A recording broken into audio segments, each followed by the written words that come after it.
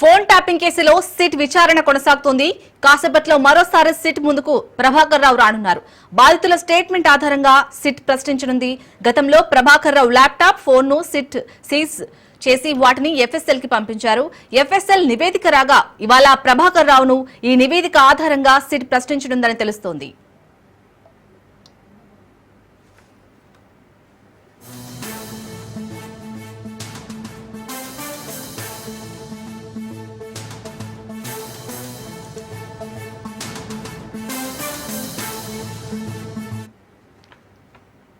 Phone tapping కేసులో SIT విచారణ కొనసాగుతుంది. కాసేపట్లో మరోసారి సిట్ ముందుకు ప్రభాకర్ రావు రానున్నారు. బాధితుల స్టేట్మెంట్ ఆధారంగా సిట్ ప్రశ్నించనుంది. గతంలో ప్రభాకర్ రావు ల్యాప్టాప్, ఫోన్ ను సిట్ సీజ్ చేసింది. వాటిని ఎఫ్ఎస్ఎల్ కి పంపించారు. ఎఫ్ఎస్ఎల్ నివేదిక రాగా ఇవాళ ప్రభాకర్ రావును ఈ నివేదిక ఆధారంగా సిట్ ప్రశ్నించనుందని తెలుస్తోంది.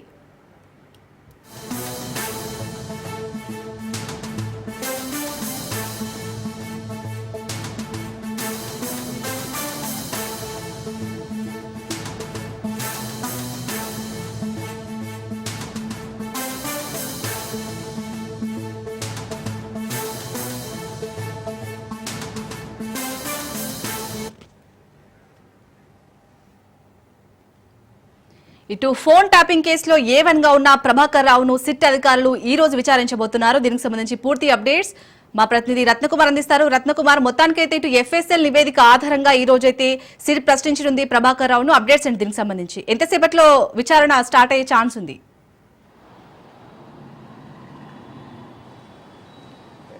ఇప్పటికే ఫోన్ ట్యాపింగ్ కేసుకు సంబంధించి సిట్టు అధికారుల దర్యాప్తు అనేది శరవేగంగా కొనసాగుతున్నటువంటి నేపథ్యంలోనే ఏ విషయాల మీద అయితే A1 గా ఉన్నటువంటి ఎస్ఐబి మాజీ చీఫ్ ప్రభాకర్ రావును విచారించడం జరిగిందో వాటన్నిటికి సంబంధించినటువంటి కీలక డాక్యుమెంటేషన్ కంప్లీట్ చేశారు. మరోవైపున సాక్షులుగా ఉన్నటువంటి వ్యక్తులు గతంలోనే తమ ఫోన్లు ట్యాప్కు గురయ్యాయి, తమ ఫోన్లను ఉద్దేశపూర్వకంగా మావోయిస్టుల పేరుతోనూ లేకపోతే ఇతర సంఘ విద్రోహ శక్తుల పేరుతో ఆ రకమైనటువంటి లిస్టులలో పెట్టి తమ ఫోన్లను అన్యాయంగా ట్యాప్ చేశారన్నటువంటి కంప్లైంట్లు ఇచ్చిన తర్వాత ఎవరైతే కంప్లైంట్లు ఇవ్వడం జరిగిందో వాళ్ళందరికీ కూడా నోటీసులు ఇచ్చి ఆ నోటీసుల ప్రకారం వారి యొక్క స్టేట్మెంట్లను రికార్డ్ చేయడం జరిగింది. స్టేట్మెంట్లు రికార్డ్ చేయడంతో పాటు వారి యొక్క ఆ స్టేట్మెంట్ తీసుకున్న తర్వాత వారి ఫోన్లను ఎప్పుడెప్పుడు ట్యాప్ గురి చేశారు, ఎన్నిసార్లు ట్యాప్ చేశారనేటువంటి విషయాలను కూడా ఆ బాధితులకు తెలియజేశారు.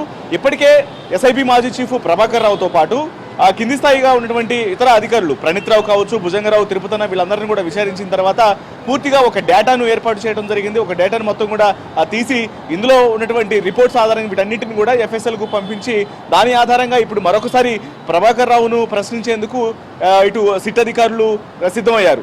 ఈ క్రమంలోనే ఇవాళ విచారణకు హాజరు కావాలంటూ తెలియజేశారు.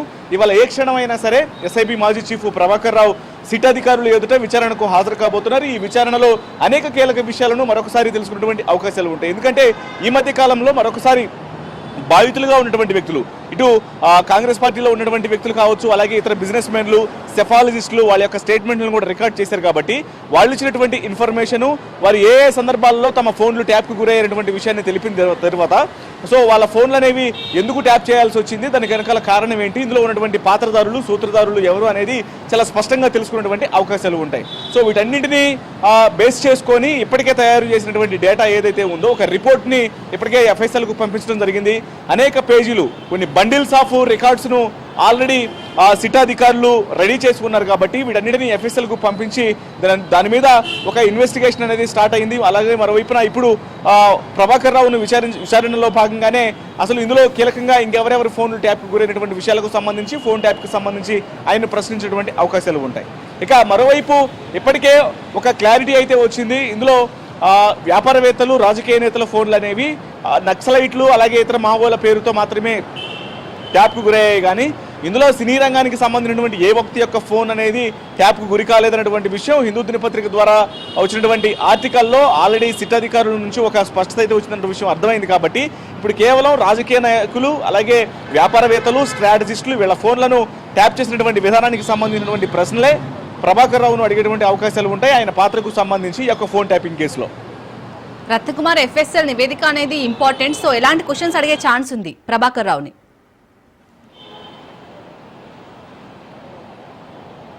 వాస్తవానికి ఇప్పటి వరకు సిట్ అధికారులు ఫోన్ ట్యాపింగ్ కేసులో విచారణ ఒకవైపున వారిని నిందితులుగా చూపిస్తూ అరెస్ట్ చేసి రిమాండ్కు తరలించడం జరిగింది. అలాగే ఇందులో ఏవన్గా ఉన్నటువంటి ప్రభాకర్ రావు యొక్క పాత్ర అనేది చాలా కీలకంగా ఉంది. ఆయన డైరెక్షన్ల ప్రకారమే తాము ట్యాపింగ్ చేశాము తప్ప తమకు ఎటువంటి ఇన్వాల్వ్మెంట్ అనేది లేదు. తమ పై అధికారులు ఎలా చెప్తే అలా నడుచుకున్నామని అది కింది స్థాయి నిందితులుగా ఉన్నటువంటి వ్యక్తులు అధికారులు ఎస్ఐబి మాజీ డిఎస్పీ ప్రణీత్ రావు దగ్గర నుంచి అలాగే ఇన్స్పెక్టర్లుగా ఉన్నటువంటి భుజంగరావు తిరుపతన్న అలాగే మాజీ డీసీపీ టాస్క్ ఫోర్స్లో పనిచేసిన రాధాకిషన్ రావు వీళ్ళందరూ కూడా ప్రభాకర్ రావు పేరు చెప్పిన తర్వాత ప్రభాకర్ రావుకి ఆయన ఎందుకు ఆదేశాలు ఇవ్వడం జరిగింది, ఎవరి యొక్క మెప్పు పొందడం కోసం ఇటువంటి ఆ ఫోన్ ట్యాపింగ్ ఆదేశాలను కింది స్థాయి సిబ్బందికి ఇచ్చారనేటువంటి కీలక అంశాలన్నీ కూడా వెలుగులోకి వచ్చిన తర్వాత ఆయన ఇదంతా ఎందుకు చేశాడు అనేది రాబట్టడం అనేది సిట్ అధికారుల ముందున్నటువంటి సవాల్. అందులో భాగంగానే ప్రస్తుతం ఆ విచారణ కొనసాగుతోంది. తీసుకున్నటువంటి రిపోర్ట్స్ వాళ్ళ దగ్గర నుంచి తీసుకున్నటువంటి స్టేట్మెంట్లు, విచారణలో సంపాదించినటువంటి ఎవిడెన్సు, అలాగే బాధితుల దగ్గర నుంచి తీసుకున్నటువంటి సాక్షుల స్టేట్మెంటు, వీటన్నిటితో ఒక రిపోర్ట్ను తయారు చేసి దీన్ని ఎఫ్ఎస్ఎల్కు పంపించి నిజ నిర్ధారణ చేయాల్సినటువంటి అవసరం ఉంటుంది కాబట్టి ఆ రిపోర్ట్ రావాల్సింది. ఇక ఇప్పటికే ప్రభాకర్ రావు పాత్రకు సంబంధించి అనేక అనుమానాలు ఆయన పేరే అందరూ చెప్పారు కాబట్టి ఆయన పాత్రను కూడా ధృవీకరించడంలో భాగంగానే ఆయన దగ్గర నుంచి ఎవిడెన్స్ రాబట్టడంలో భాగంగా ఇప్పటికే పలుసార్లు విచారించడం జరిగింది. ఇప్పుడు మరోసారి విచారించేటువంటి అవకాశాలు అయితే మాత్రం చాలా కీలకంగా కనిపిస్తూ ఉన్నాయి. Right, thank you Ratnakumar.